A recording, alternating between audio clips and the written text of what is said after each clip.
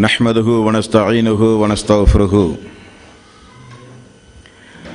வனஊது பில்லாஹி மின் ஷுரூரி அன்ஃபுஸினா வஸ்ஸய்யிஆத்தி அமாலினா மை யஹ்திஹில்லாஹு ஃபலா முதில்ல லஹு வ மை யுத்லில் ஃபலா ஹாதிய லஹு வஅஷ்ஹது அன் லா இலாஹ இல்லல்லாஹ் வஹ்தஹு லா ஷரீக லஹு வஅஷ்ஹது அன்ன முஹம்மதன் அப்துஹு வ ரசூலுஹு யா அய்யுஹல்லதீன ஆமனுத்தகுல்லாஹ ஹக்க துகாத்திஹி வலா தமூதுன்ன இல்லா வ அன்தும் முஸ்லிமூன் யா அய்யுஹன் நாஸு தகு ரப்பக்குமுல்லதீ ஹலக்கக்கும் மின் நஃப்ஸின் வாஹிதா வ ஹலக மின்ஹா ஸௌஜஹா வ பஸ்ஸ மின்ஹுமா ரிஜாலன் கஸீரன் வ நிஸாஅ வத்தகுல்லாஹல்லதீ தஸாஅலூன பிஹி வல் அர்ஹாம் இன்னல்லாஹ கான அலைக்கும் ரகீபா யா அய்யுஹல்லதீன ஆமனுத்தகுல்லாஹ வ கூலு கௌலன் சதீதா யுஸ்லிஹ் லக்கும் அமாலக்கும் வ யஃபிர் லக்கும் ذுனூபக்கும் வ மை யுத்திஇல்லாஹ வ ரசூலஹு ஃபகத் ஃபாஸ ஃபௌஸன் அலீமா فإن خير الحديث كتاب الله وخير الهدي هدي محمد صلى الله عليه وسلم وشر الأمور محدثاتها وكل محدثة بدعة وكل بدعة ضلالة وكل ضلالة في النار. வார்த்தைகளில் சிறந்தது அல்லாஹ்வுடைய வார்த்தை என்றும் வழிகாட்டுதலில் சிறந்தது நபிகள் நாயகம் ஸல்லல்லாஹு அலைஹி வஸல்லம் அவர்களுடைய வழிகாட்டுதல் என்றும் காரியங்களில் மிக மிக கெட்டது மார்க்கங்களில் பித்அத்துகளை உண்டாக்குவது, ஒவ்வொரு பித்அத்தான காரியங்களும் வழிகேடுகள் அனைத்தும் உங்களை நரகில் கொண்டு போய் சேர்க்கும் என்று நபிகள் நாயகம் ஸல்லல்லாஹு அலைஹி வஸல்லம் அவர்கள் தங்களுடைய ஒவ்வொரு சொற்பொழிவிலும் இந்த மனித சமுதாயத்திற்கு நினைவுறுத்தியதை சிறப்புமிக்க இந்த தர்பியா வகுப்பில் அல்லாஹ்வுடைய ஆலயத்தில் வந்தமர்ந்து கேட்டுக்கொண்டிருக்கின்ற உங்களது சிந்தனையிலும் அந்த நபிமொழியை ஆரம்பமாக நினைவுபடுத்தி எனது உரையை ஆரம்பம் செய்கிறேன். எல்லாம் வல்ல அல்லாஹ் ரப்புல் ஆலமீன் இணை வைத்தல், பித்அத்துகள், அனாச்சாரங்கள், மூட பழக்க வழக்கங்கள், சடங்கு சம்பிரதாயங்களை விட்டும் அமல்களை பாழாக்கி மறுமை நாளில் நரகத்திற்கு அழைத்து செல்லுகின்ற அனைத்து தீய எண்ணங்கள், நடவடிக்கைகளை விட்டும் நம் எல்லோரையும் அல்லாஹ் காப்பாற்றி அல்லாஹ்வுடைய மார்க்கத்தில் சொல்லப்பட்ட சட்டதிட்டங்களுக்கு ஏற்ப நம்முடைய வாழ்வை நாம் அமைத்து மரணிக்கும் பொழுது உண்மை முஸ்லீமாக மரணித்து மறுமை நாளில் நல்லவர்களோடு அல்லாஹ் நம் எல்லோரையும் எழுப்பி சொர்க்கத்தில் நபிகள் நாயகம் ஸல்லல்லாஹு அலைஹி வஸல்லம் அவர்களோடு நம் அனைவரையும் அல்லாஹ் ஒன்று சேர்ப்பானாக. அன்பிற்கும் பாசத்திற்கும் உரிய சகோதரர்களே, பெரியோர்களே, நபிகள் நாயகம் ஸல்லல்லாஹு அலைஹி வஸல்லம் நரக நெருப்பிற்கு அருகில் இருந்த மக்களை எல்லாம் சொர்க்கத்திற்கு உரிய மக்களாக மாற்றினார்கள் என்பதை நாம் எல்லாம் அறிவோம். சொர்க்கத்திற்குரிய மக்களாக ரசூலுல்லாஹி ஸல்லல்லாஹு அலைஹி வஸல்லம் எந்த அளவுக்கு மாற்றினார்கள் என்றால், இப்போ சொர்க்கத்தில் யாரெல்லாம் இருப்பார்கள் என்பது நமக்கெல்லாம் எப்போ தெரியும்? மறுமையில் போனால் தான் தெரியும். மறுமையில் போனாலும் தெரியாது. அல்லாஹ் நமக்கு சொர்க்கத்தை விதியாக்கினால்தான் சொர்க்கத்தில் யாரெல்லாம் இருக்கிறாங்கங்கிறது நமக்கு தெரியும். ஆனால் பாருங்கள், ரசூலுல்லாஹி ஸல்லல்லாஹு அலைஹி வஸல்லம் அவர்களுடைய காலத்தில் வாழ்ந்த, மதீனாவில் வாழ்ந்த, மக்காவில் வாழ்ந்த மக்களுக்கு அல்லாஹு தாலா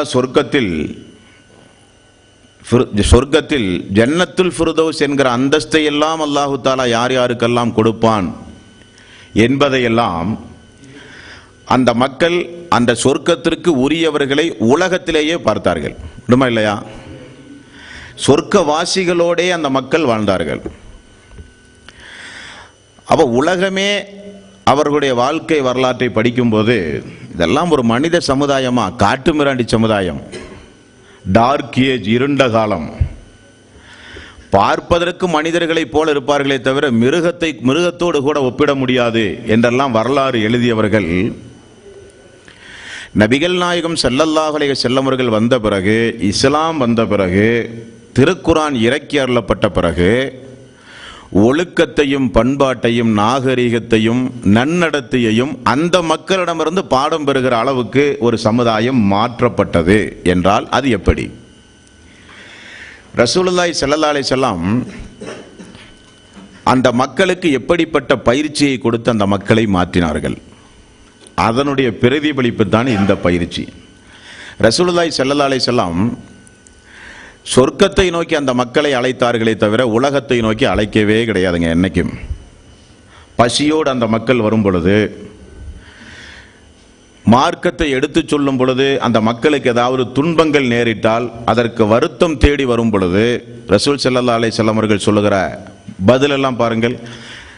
இஸ்லாம் வளரும், வளர்ந்து மிகப்பெரிய ஒரு சாம்ராஜ்யத்தை நாம் உருவாக்கி அந்த நேரத்தில் நாம் தருணம் பார்த்து அவர்களுக்கு பதிலடி கொடுப்போம், இப்பொழுது பொறுமையாக இருங்கள் என்றெல்லாம் ரசூல் ஸல்லல்லாஹு அலைஹி வஸல்லம் அவர்கள் சொல்ல மாட்டார்கள். வீடு இல்லாமல், உணவில்லாமல், ஆடை இல்லாமல் இருந்த மக்களுக்கெல்லாம் பிறகு ஒரு காலத்தில் ஆட்சி வந்த பிறகு நல்ல வசதி வாய்ப்பு எல்லாம் உங்களுக்கு நான் தருவேன் என்றும் ரசூல் ஸல்லல்லாஹு அலைஹி வஸல்லம் அவர்கள் சொல்லலை. அல்லாஹ்வுடைய ரசூல் சொன்னதெல்லாம் சொர்க்கம் சொர்க்கம் சொர்க்கம் என்று சொல்லித்தான் அந்த மக்களை உருவாக்கினார்கள். ஒரு கிராமவாசி ஒரு முறை இஸ்லாத்தை தழுவிய ஒரு சம்பவத்தை பாருங்கள். அவர் இஸ்லாத்தை ஏற்றுக்கொண்டார் என்பதற்காக வேண்டி அவருடைய குடும்ப சூழ்நிலையை கருத்தில் கொண்டு பைத்துல் மாலிலே இருந்து ரசூல் ஸல்லல்லாஹு அலைஹி வஸல்லம் கொஞ்சம் பொருளாதார உதவியை அந்த மனிதனுக்கு செய்வதற்காக வேண்டி ஒரு பிரதிநிதியை தேர்வு செய்து அவருடைய கையில் கொஞ்சம் பொருளாதாரத்தை கொடுத்து இன்னாருக்கு கொண்டு போய் கொடு என்றார்கள். பொருளாதாரத்தை கொடுக்க வந்த அந்த மனிதரை கையும் காலுமாக பிடித்து அந்த இஸ்லாத்திற்கு வந்த அந்த கிராமவாசி ரசூலுல்லாஹி ஸல்லல்லாஹு அலைஹி வஸல்லம் இடத்திலே வந்தார். வந்து, யார் ரசூலல்லாஹ், நீங்களா இந்த பொருளாதாரத்தை கொடுத்து அனுப்பினீர்கள்? ஆமாம் என்றார். அல்லாஹ்வுடைய ரசூலே, அல்லாஹ்வின் மீது சத்தியமாக நான் சொல்கிறேன், நான் இஸ்லாத்தை ஏற்றது இந்த பொருளாதாரத்திற்காக அல்ல, சொர்க்கத்திற்காக. அப்ப இஸ்லாத்தை உடனடியாக ஏற்றுக்கொண்ட மக்களானாலும் சரி, ஏற்றுக்கொண்டு ரசூல் ஸல்லல்லாஹு அலைஹி வஸல்லம் அவர்களோடு தொடர்ந்து வாழ்க்கை நடத்துகிற மக்களானாலும் சரி, அவர்களுடைய குடும்பத்தில் எவ்வளவு பெரிய இழப்புகள் ஏற்பட்டாலும் சரி, அவர்களையெல்லாம் ரசூல் ஸல்லல்லாஹு அலைஹி வஸல்லம் அவர்கள் அவர்களுடைய உள்ளத்திற்கு அல்லாஹ்வுடைய ரசூல் பயிற்சி கொடுத்து அந்த மக்களை மாற்றிய ஒரே காரணம்தான் அந்த மக்கள் சொர்க்கவாசிகளாக மாறினார்கள். அப்படிப்பட்ட ஜும்மாவுடைய உரையானாலும், மஸ்ஜிது நபவியில் ரசூல் ஸல்லல்லாஹு அலைஹி வஸல்லம் அவர்கள் நிகழ்த்துகிற வாராந்திர நிகழ்ச்சிகளானாலும் அந்த நிகழ்ச்சிகள் எல்லாமே எதற்காக வேண்டி? உள்ளம் பக்குவப்படுவதற்காக. ஆனால் சைத்தான் உள்ளம் பக்குவப்படுவதை விரும்பவே மாட்டான். சைத்தான் ஒரு மனிதனை எப்படி தாக்குவான்? ஆளுகளை கொண்டோ ஆயுதங்களை கொண்டோ சைத்தான் தாக்க மாட்டான். சைத்தான் ஒரு மனிதனை தாக்குவதெல்லாம் உள்ளத்தில் தான் அவன் தாக்குதல் கொடுப்பான். அந்த சைத்தானிடமிருந்து நம்மை நாம் பாதுகாத்து சொர்க்கம்தான் நம்முடைய லட்சியம் என்பதை நம்முடைய உள்ளத்தில் ஆழப்பதிந்து அதற்கேற்ப நம்முடைய செயல்பாடுகளை நாம் அமைத்து கொண்டால் நிச்சயம் நாம் எல்லாம் சொர்க்கவாசிகள். அல்லாஹு தாலா வாக்கு மாற்றம் செய்கிறவன் அல்ல, அல்லாஹு தாலா பொய் சொல்லுகிறவன் அல்ல, அல்லாஹு தாலா கொடுத்த வாக்கை காப்பாற்றுகிறவன். அவன் சொல்லுகிறான், சைத்தானை விட்டும் தூரமாகி என்னை முழுக்க முழுக்க நீங்கள் சார்ந்திருந்தால் உங்களை நான் கைவிடவே மாட்டேன் என்று அல்லாஹு தாலா சொல்கிறான். இப்போ பாருங்க, இந்த நேரத்தை எத்தனையோ பேர்கள் எதற்கெல்லாமோ செலவு செய்வார்கள், உண்டுமா இல்லை? என்ன காலம்? கம்ப்யூட்டர் காலம். இந்த காலம் எந்த அளவுக்கு கம்ப்யூட்டர் காலம்? விரலுடைய நுனியில் வைத்து உலகத்தையே இயக்க முடியும் என்பதற்கு எடுத்துக்காட்டாக ஜப்பான் விளங்கியது. ஆனால் அல்லாஹு தாலா அதையே பொய்ப்பித்தான். பத்திரிகையை படிக்கும்போது என்ன சொல்கிறார்கள் தெரியுமா? அடிக்கடி பூகம்பம், சுனாமி போன்ற பேரிழப்புகள் அந்த பூமியில் ஏற்படுகிற காரணத்தினால் உலகத்திலேயே இல்லாத அளவுக்கு அதிநவீனமான கருவிகள் பொருத்தப்பட்டிருக்கிற நாடு ஜப்பான். அதை முதல் நீங்கள் தெரிந்து கொள்ள வேண்டும். சுனாமி வந்தால் முன்னெச்சரிக்கையாகவே அந்த மக்களுக்கு சொல்லிவிடுகிற அளவுக்கு அபாய ஒலிகள், பூகம்பம் வந்தால் வருவதற்கு முன்னதாகவே அபாய சங்குகள், இவைகள் அனைத்திருந்தும் இன்றைக்கு பத்திரிகையாளர்கள் சொல்லுவது என்னவென்றால், எந்த அபாய சங்கும் ஒலிக்கவில்லை இந்த சுனாமி வரும்போது என்கிறார்கள். இப்படிப்பட்ட ஒரு பேரிழப்பு வருவதற்கு முன்னால் மனிதனுடைய அனைத்து வகையான கண்டுபிடிப்பும் பொய்ப்பிக்கப்பட்டு விட்டது என்று சொல்லுகிறார்கள். அப்ப அவன் அனைத்தையும் மனைவி மக்களோடு ஓடுகிறார்கள், கடலில் இருக்கிற கப்பல் எல்லாம் வீதியிலே வந்து கிடக்கின்றது, விமான தளங்களுக்கெல்லாம் தண்ணீர் பீரிட்டு ஓடுகிறது, தாய் தந்தை பிள்ளைகள் எல்லோரையும் இழந்து எல்லோரும் ஓடுகிற காட்சி மறு செகண்ட் நம்முடைய வீடுகளில் இருந்து கொண்டு, கையடக்க தொலைபேசி மொபைலில் இன்டர்நெட் இருந்தால் கையிலே வைத்துக்கொண்டு ஜப்பானில் இப்பொழுது என்ன நடக்கிறது என்பதை அறிகிற உலகம் இன்றைய உலகம். அப்போ ஒவ்வொரு நிமிடமும் பாருங்கள், பணம் சம்பாதிக்கிற உலகம், என்ஜாய் பண்ணுகிற ஜாலி அடிக்கக்கூடிய உலகம். அப்படிப்பட்ட இந்த உலகத்தில் அல்லாஹ்வினுடைய தீனை கேட்பதற்கு ஒரு ஏற்பாடு செய்யும் போது அவையெல்லாம் தூக்கி ஒரு ஓரமாக வைத்து நம்முடைய உள்ளத்திற்கு ஒரு நல்ல செய்தி கிடைக்காதா, உள்ளம் கொஞ்சம் அமைதியாகாதா, பரபரப்பான இந்த சூழ்நிலையில் நம்முடைய உள்ளத்திற்கு கொஞ்சம் அமைதியும் சாந்தியும் கிடைத்தால் நன்றாக இருக்குமே என்பதற்காக வேண்டித்தானே நம்ம எல்லாம் இங்கே வந்திருக்கிறோம். காசு பணத்திற்காக வேண்டியா அல்ல. நம்முடைய வாழ்க்கையில் ஏதாவது தவறுகள் இருந்தால் 4 நல்ல செய்திகளை கேட்டு அந்த தவறிலே இருந்து நம்மை நாம் திருத்துவதற்கு, ஈமான் கொஞ்சம் பலகீனம் அடைந்தால் நம்முடைய ஈமானை கொஞ்சம் உறுதிப்படுத்துவதற்கு, பலகீனமான தக்குவாவை கொஞ்சம் பாதுகாப்பதற்கு, விலை மதிக்க முடியாத ஹிதாயத்தை கொஞ்சம் பிடித்து நிறுத்துவதற்கு, இதற்கு தான் இந்த நிகழ்ச்சி எல்லாம் நடத்தப்படுகிறது. அல்லாஹு தாலா நம்முடைய வாப்பாவை, நம்முடைய தந்தையை உலகத்தில் படைக்கலைங்க. அவனுக்கே உரிய ஒரு இடத்தில் தன்னுடைய கையால் நேரடியாக நம்முடைய தந்தை ஆதமை அல்லாஹு தாலா படைத்தான். படைத்தவருக்கு அல்லாஹு தாலா ரூஹ் கொடுத்தவர் அப்படியே பார்த்தது யாரை பார்த்தார்? எடுத்த உடனே மலக்குமார்களை பார்க்கிறார், ஜின் இனத்தை சார்ந்த சைத்தானை பார்க்கிறார், அல்லாஹ்வினுடைய உரையாடலை பார்க்கிறார். எல்லாம் நேரடியாக பார்த்தவர் நம்முடைய தந்தை. யாராக இருந்தாலும் முதலில் இந்த பூமியில் படைக்கப்பட்ட பிறகு நன்னடத்தையை கருத்தில் கொண்டு சொர்க்கத்திற்கு திரும்ப அனுப்பப்படுவார். ஆனால் நம்முடைய தந்தை நேர் மாற்றம், அங்க அனுப்பப்பட்டு திரும்ப இங்க வந்தவர். அப்படித்தான் நம்முடைய தந்தை. ஆனால் நம்முடைய தந்தை சொர்க்கத்திற்கு போகும்போது அல்லாஹு தாலா ஹராமான காரியமாக சொன்ன சட்டம் எவ்வளோங்க? ஒன்னே ஒண்ணுதான் சொன்னான் அல்லாஹு தாலா, இல்லையா? நமக்கு ஹராமான விஷயங்கள் நிறைய இருக்கு, பட்டியலே போடலாம்.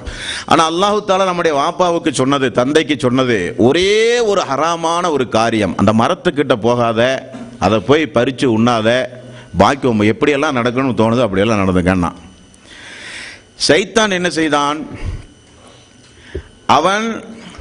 அவனுடைய பொதுவாக அவனுடைய பண்பை குறித்து அல்லாஹு தாலா சொல்லும் பொழுது எல்லா தீமையையும் அழகாக காண்பிப்பான். அது சைத்தானுடைய பண்பு. எந்த ஒரு தீமையை நீங்கள் செய்யும் போதும் அல்லாஹ் காப்பாற்ற வேண்டும். உதாரணத்திற்கு கொஞ்சம் யோசித்து பாருங்கள், ஏதாவது ஒரு நியாயத்தை எங்கேயாவது அந்த உள்ளத்தில் அல்லாஹ் கொஞ்சம் போட்டு வச்சிருப்பான் சைத்தான். ஊருலகமே செய்யறது இல்லையா, நீ மட்டும்தான் செய்ய போறியா, இப்படினாவது குறைஞ்சபட்சம் சொல்லியிருப்பான், இல்லையா? என்ன தப்பு நீ செய்ய போற, இதெல்லாம் ஊருலகமே செய்யாத புதுசு புதுசா என்னமோ நீ தான் செய்ய போற மாதிரி ரொம்ப பெரிய ஆள்டிக்கிற அப்படின்னாவது குறைஞ்சபட்சம் சொல்லுவான். அப்ப ஏதாவது அழகான வார்த்தைகளை சொல்லி நியாயமான காரணங்களையும் எடுத்து சொல்லி நம்மை வழிகெடுக்கக்கூடிய ஆற்றல் படைத்தவன் தான் சைத்தான். நம்முடைய தந்தைகிட்ட போய் அவன் என்ன சொன்னான்னு பாத்தீங்களா? குர்ஆனுடைய வசனத்தை பாருங்க. ஆதமே, உனக்கு ஆட்சி அதிகாரம் வேண்டுமா, மரணமில்லாத வாழ்வு வேண்டுமா, சந்தோஷமான வாழ்வு வேண்டுமா? அதற்குத்தான் நான் இதை சொல்லுகிறேன். அந்த மரத்தினுடைய கனியை எடுத்து உண்ணு. நான் உனக்கெல்லாம் கெடுதி விளைவிக்கக்கூடியவனா, நன்மையை விளைவிக்கக்கூடியவன் தானே. இஸ்லாமிய மார்க்கத்தினுடைய பேரறிஞர்கள் என்ன சொல்கிறார்கள் தெரியுமா? அல்லாஹ்வின் மீது முதலில் சத்தியம் போட்டவன் யாரு? சைத்தான். யாருக்கும் அந்த துணிவு கிடையாது. அல்லாஹ்வின் மீது முதலில் சத்தியம் போட்ட உடனே தான் நம்முடைய தந்தை கீழே விழுந்தார். தந்தை என்ன நினைச்சாரு தெரியுமா? இவன் என்ன சொல்றா, என்ன அவன் சொல்றதா இருந்தாலும் அல்லாஹ்வை சொல்லிட்டானே, அப்ப இவன் பொய் சொல்றதுக்கு வாய்ப்பில்லை. அதுல விழுந்ததுதான் நம்முடைய தந்தை. அப்ப சைத்தானை பொறுத்த வரையில் நம்முடைய உள்ளத்திற்கு அவன் தொடுக்கக்கூடிய தாக்குதல் சாதாரணமானதல்ல. அவனை வெற்றி பெறுவதும் சாதாரணமானதல்ல. அவனை வெற்றி பெறுகிற ஒரே ஆயுதம் உண்டு. ஆனால் இது போன்ற வகுப்புகளில் அதிகம் தொடர்பு வைத்துக் கொள்ளணும். குறிப்பாக அவனை எதிர்த்து போரிடுகிற ஒரு ஆயுதம் உண்டுமானால் அது திருக்குர்ஆன் மட்டும்தான். அல்லாஹ்வுடைய ரசூலுடைய வாழ்க்கை வரலாறு அடங்கிய ஹதீஸுகள். இன்னும் நம்முடைய ஈமான் வலுப்பெற வேண்டுமானால் அந்த அல்லாஹ்வுடைய ரசூல் உருவாக்கிய சஹாபாக்களுடைய வாழ்க்கை வரலாறு, சஹாபாக்குடைய வாழ்க்கை வரலாறை பொறுத்தவரையில் எப்பொழுதும் நாம் படித்துக்கொண்டே இருக்க வேண்டிய வாழ்க்கை வரலாறுகள் அவர்களுடைய வாழ்க்கை வரலாறு. அப்போ சைத்தானை எதிர்கொண்டு மனோ இச்சையை தூக்கி வீசி இப்படிப்பட்ட ஒரு அமர்வில் நாமெல்லாம் வந்து அமர்ந்து அல்லாஹ்வுடைய மார்க்க உபதேசத்தை கேட்கிறோம் என்றால் அதுவே ஒரு பெரிய விஷயங்க. பொதுவாக நன்மை தீமை எழுதுகிற மலக்கு எல்லோருக்கும் உண்டு, உங்களுக்கெல்லாம் தெரியும் இல்லையா? அந்த நன்மை எழுதுகிற மலக்கு இப்பொழுதெல்லாம் நம்முடைய ஒவ்வொருடைய பட்டியலிலும் இன்றைய நாள் பொழுதில் நன்மையை தான் எழுதி கொண்டே இருப்பார். எந்த ஒரு அநியாயமோ எந்த ஒரு ஹராமான காரியமோ பொழுதுபோக்கு நிகழ்ச்சியோ இது கிடையாது. அல்லாஹுவை பற்றி அல்லாஹ்வுடைய ரசூலை பற்றி பேசக்கூடிய ஒரு சபை இது. இந்த சபையினுடைய விபரங்கள் குர்ஆன் ஹதீஸின் அடிப்படையில். இனி சபைக்கு வந்தமர்க்கக்கூடிய நம்முடைய மனோநிலை எப்படி இருக்க வேண்டும் தெரியுமா? யார் யார் என்னென்ன தலைப்புகளில் உரை நிகழ்த்துகிறார்கள் என்பதை ரொம்ப உன்னிப்பாக வாட்ச் பண்ணணும். ஏன்னா சஹாபாக்கள் இப்னு மசூத் ரலியல்லாஹு அன்ஹு அவர்கள் சொல்கிறார்கள், ரசூலுல்லாஹி ஸல்லல்லாஹு அலைஹி வஸல்லமுடைய சபைக்கு உரையை கேட்க நாங்கள் சென்றால் திரும்ப நாங்கள் வரும் பொழுது நாங்களாக வரமாட்டோம், திருந்திய நிலையில் வருவோம். திருந்திய நிலையில் என்றால் ஹராமையெல்லாம் விட்டுட்டு அர்த்தம் அல்ல. எங்களுடைய ஈமானில் மாற்றம், தக்குவாவில் மாற்றம், இபாதத்துகளில் வணக்க வழிபாடுகளில் மாற்றம், பெருத்த மாற்றத்தோடு தான் நாங்கள் திரும்ப வருவோம் என்று சஹாபாக்கள் பயான்களை கேட்க சென்ற அவர்களுடைய வாழ்க்கை வரலாறை குறித்து அப்படி நமக்கு சொல்லுகிறார்கள். ஹதீஸுகளிலே நாம் பார்க்குறோம். இந்த 2 நாள் தர்பியாவுக்கு குன்னூர் மலைப்பகுதியை தேடி வந்து குறிப்புகள் எடுத்து சொல்லப்படுகிற உபதேசங்களை கூர்ந்து கவனித்து இங்கிருந்து கீழே இறங்கும்போது வந்திருக்கக்கூடிய ஒரு 75 பேரில் ஒரு நபராவது தன்னுடைய வாழ்க்கையில் ஒரு மாற்றத்தை உண்டாக்கி இருக்க வேண்டுமா வேண்டாமா? வேண்டுமா இல்லையா? கண்டிப்பாக இன்ஷா அல்லாஹ் வேண்டும். அதற்கு தான் இந்த நிகழ்ச்சி. வெறுமனே உபதேசங்களை, ஜும்மாவுடைய உபதேசம், திருக்குர்ஆன் விளக்கு உரை வகுப்பு, இது போன்ற நிகழ்ச்சி ஆயிரம் நடத்தினாலும் ஒரு சில மக்களுக்கு பயனே தராது. அந்த மக்களை போல அல்லாஹு தஆலா நம்மை வாழ வைக்கவும் கூடாது. அல்லாஹ் அதிலிருந்து நம்மை காப்பாற்ற வேண்டும். அல்லாஹு தஆலா மிகுந்த கிருபையாளன். அவனை போல ஒரு கிருபையாளனை நீங்கள் பார்க்கவே முடியாதுங்க. ஆனால் அவனை போல தண்டிக்கக்கூடியவனையும் நீங்கள் பார்க்க முடியாது. ரெண்டையும் அல்லாஹு தஆலா குர்ஆனிலே சொல்லுகிறான். உலகத்தில் ஒரு சில பேர்த்தை நான் தண்டிப்பேன் என்று குர்ஆனில் நிறைய வசங்களை நீங்கள் பார்க்கலாம். அல்லாஹ் தண்டிக்கக்கூடிய தண்டனையில் ஒரு சில தண்டனைகள் உண்டு. என்ன தண்டனை தெரியுமா? உள்ளத்திற்கு அல்லாஹு தஆலா சீல் வைத்து விடுவான். குர்ஆனில் சூரத்துல் பக்ராவில் பார்த்தீங்கன்னா, ஹத்தமல்லாஹு அலா குலூபிஹிம் வ அலா சம்இஹிம் வ அலா அப்சாரிஹிம், அவர்களுடைய உள்ளங்களுக்கு நான் சீல் வைத்து விட்டேன் என்று அல்லாஹ். அவங்களுக்கு எல்லாத்துக்குமே தெரியும், நீங்கள் சொன்னாலும் சொல்லாவிட்டால் நீங்கள் ஒரு பேஷண்ட் தான் இல்லையா? ஆனால் ஒரு சில நோய் இருக்குது தெரியுமா உங்களுக்கு? ரசூல் ஸல்லல்லாஹு அலைஹி வஸல்லம் பாதுகாப்பு தேடியது, நாமெல்லாம் ரொம்ப ஜாக்கிரதையாக இருக்க வேண்டியது.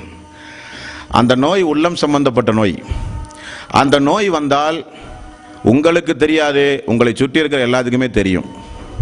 ஆனால் உங்களுக்கு தெரியாது, நீங்கள் நல்லவங்களாக தான் இருப்பீங்க. ஆனால் எல்லாத்துக்கும் தெரியும் நீங்கள் ஆள் ஒரு மாதிரின்ட்டு. அதுதான் உள்ளம் சம்பந்தப்பட்ட நோய். உள்ளம் கெட்டுப்போனால், கெட்டுப்போன நமக்கு தெரியாது நம்முடைய உள்ளத்திற்கு ஏதோ பாதிப்பு வந்து விட்டது என்று. ஆனால் வெளியே உள்ள எல்லாத்துக்குமே தெரியும். நிறைய பேரை பாருங்க, ஜும்மாவுடைய பயானை தொடர்ந்து அட்டன் பண்ணுவாங்க, கேட்பாங்க, கூர்ந்து கவனிப்பாங்க, ஆனால் தொழ மாட்டாங்க. ரமலானுடைய மாதம் மட்டும்தான் தொழுவாங்க. அவர்களுக்கு எப்போ நேரம் கிடைக்குதோ அப்போ தான் இபாதத்துகளில் ஈடுபடுவாங்க. அவருடைய வாழ்க்கையில் கொடுக்கல் வாங்கல் நேர்மையானதாக இருக்காது. ஹராமான காரியங்களை ரொம்ப தைரியமாக செய்வாங்க, துணிச்சலாக செய்வாங்க. ஆனால் எல்லா பயானையும் முதல் சப்பில் வந்து உட்காந்து அட்டன் பண்ணுவாங்க. இது என்ன பயான்? இது என்ன காரணம்? ஒரு செய்தியை உள்வாங்குகிற, நல்ல செய்தியை உள்வாங்குகிற சக்தியை ஒரு மனிதன் இழந்தால் அது அவனுக்கு மிகப்பெரிய நஷ்டம். அதிலிருந்து அல்லாஹு தஆலா நம்ம அனைவர்களையும் காப்பாற்ற வேண்டும். செய்திகளை, நல்ல செய்திகளை உள்வாங்கி கூர்ந்து கவனித்து அதன் அடிப்படையில் நம்முடைய வாழ்வை அமைக்கக்கூடிய நன்மக்களாக அல்லாஹு தஆலா நம் எல்லோரையும் ஆக்கி அருள் புரிய வேண்டும். இதன் முதலாவதாக உங்களுடைய சிந்தனையில் நீங்கள் நிறுத்திக் கொள்ள வேண்டிய விஷயம். இன்றைய அமர்வில் இந்த தர்பியாவில் நீங்கள் கேட்ட மாதிரி நானும் ஒரு 2-3 பேர்த்தோட பயானை கேட்டேங்க. ஒரு 20 வருடமாக அழைப்பு பணியில் ஈடுபட்டிருக்கக்கூடிய நமக்கு இந்த அமர்வில், இந்த தர்பியாவில் புது செய்திகள் எல்லாம் எனக்கும் கிடைத்தது. உதாரணத்துக்கு பாருங்க, காலையிலிருந்து நம்ம கூர்ந்து நீங்கள் பயானை கேட்டீங்க. அறிவொளி நகரிலிருந்து வந்திருக்கக்கூடிய மக்கள் மட்டும்தான் இந்த கேள்விக்கு பதில் சொல்லணும், வேறு யாரும் பேசக்கூடாது. பிலால் ரலியல்லாஹு அன்ஹு இஸ்லாத்தை தளவக்கூடிய அந்த ஒரு செய்தி, அந்த செய்தி அவருடைய காதுக்கு எப்படி வந்தது? அந்த பிலால் அவர்கள் வந்து இஸ்லாத்தை தழுவதற்கு என்ன காரணம்? முதல்ல அல்லாஹ்வுடைய ரசூலை குறித்து, இஸ்லாத்தை குறித்து என்ன வாசகம் அவருடைய செவிகளில் விழுந்தது என்று யாராவது சொல்ல முடியுமா? ஆசிஃப் ஃபிர்தௌசி அந்த உரை இங்கே நிகழ்த்தினார். தெளிவாகவும் சொல்லணும், கரெக்டாகவும் சொல்லணும்.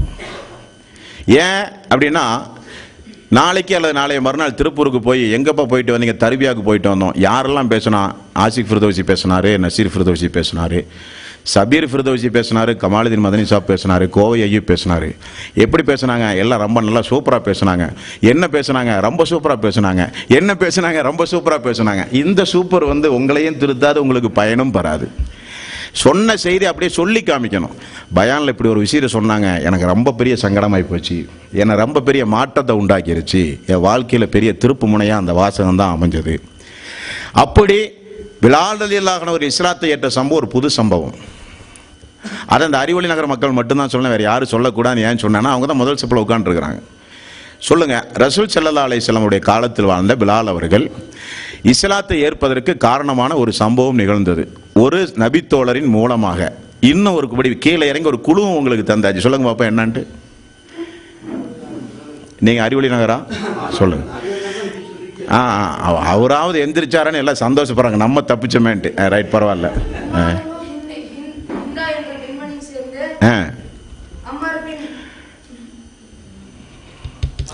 அம்மார் அவர்களை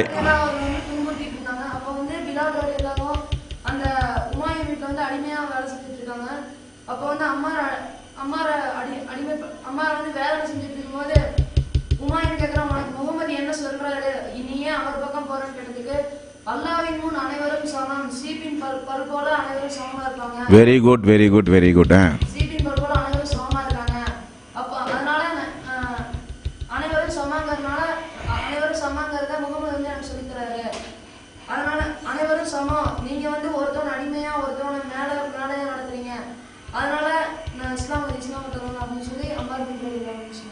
அந்த சொன்ன சம்பவத்தை ஒரு சுவருக்கு பின்னால் இருந்து பிலால் அவர்கள் கேட்குறாங்க.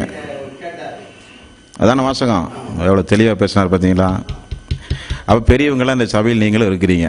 அது அறிவொளி நகருக்கு வந்து சொல்லுங்க 3 ட்ரிப்பு நான் சொன்னாலும் அறிவொளி நகருக்கு சொல்லாட்டி நாங்கள் சொல்கிறேங்க அப்படின்னு யாராவது எந்திரிச்சாங்களா? யாரும் எந்திரிக்கல. யார் அதையும் கவனிக்கணுமா இல்லையா? சரி, அறிவொளி நகர் சொல்லாதீங்க, யாருமே எந்திரிக்கலைங்க, தாங்க நாங்கள் சொல்கிறேங்க அப்படின்னு என்ன 10 பேர் எந்திரிச்சாங்களா? இங்க திருப்பூர்காரங்களுக்கும் கேட்கறேன்ப்பா. சரி, திருப்பூர்காரங்களும் கேட்போம். எத்தனை பேர் போட்டி போட்டு பதில் சொல்றீங்கன்னு பார்ப்போம். நான் நிகழ்த்தின உரையினுடைய கடைசி பகுதிக்கு வந்த உடனே அதிலிருந்து 2-3 கேள்வி கேட்பேன். இன்ஷா அல்லாஹ் எவ்வளவு கூர்ந்து நீங்க கவனிக்கிறீங்கன்னு இன்ஷா அல்லாஹ் பார்ப்போம். சரியா? அப்ப பிலால் அவருடைய சம்பவம் வந்து பாருங்க, ஒரு டச்சிங்கான ஒரு சம்பவம்.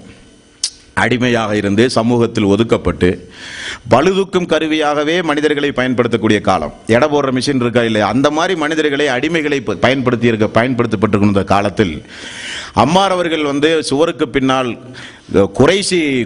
குறைசி தலைவர்கள் மூலம் கொடூர தாக்குதல் நடத்தப்படும் பொழுது அவர் பயன்படுத்திய அந்த வாசகத்தை காது கொடுத்து கேட்ட பிலால் அவர்களுடைய மனதில் ஏற்பட்ட அந்த தயக்கம்தான் ஒரு மனிதனுடைய வாழ்வில் என்றைக்கு எந்த மாற்றத்தை எப்பொழுது உண்டாக்கும் சொல்லவே முடியாது. அப்போ அதனுடைய எடுத்துக்காட்டு சம்பவம் தான் அந்த சம்பவம். அப்போ அந்த உரைகளை பொறுத்த வரையில் கொஞ்சம் கூர்ந்து கவனித்தா நமக்கு நிறைய படிப்பினைகள் இன்ஷா அல்லாஹ் கிடைப்பதற்கு வாய்ப்பு இருக்கிறது. நம்முடைய வாழ்க்கையில் பெரிய பெரிய மாற்றங்கள் உருவாவதற்கு இந்த சபையும் இந்த நாளும் இந்த தேதியும் இன்ஷா அல்லாஹ் பயன்பெறுமேயானால் அது அல்லாஹ்வுக்கு தானே எல்லா புகழும், உண்டுமா இல்லையா?